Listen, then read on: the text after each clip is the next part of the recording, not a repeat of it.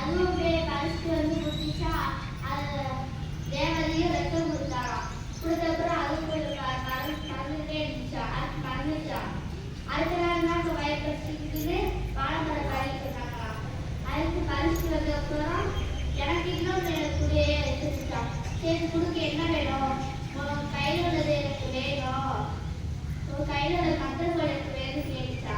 சரின்னு அதுவும் கொடுத்து கொடுத்தாங்களாம். அடுத்து இன்னொரு கப்பை வயப்பறிச்சுக்கிட்டு வாழைப்பழம் கேட்டுச்சா.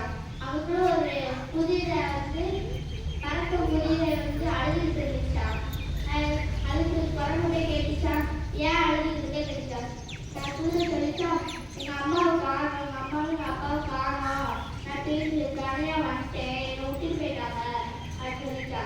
சரி வா நான் போய் விடுறேன் அது சொல்லிச்சா. சரிண்ணா அதுவும் இப்படி ஏறிச்சா. கொஞ்ச நேரம் சுற்றிட்டே இருந்துச்சு காட்டுல.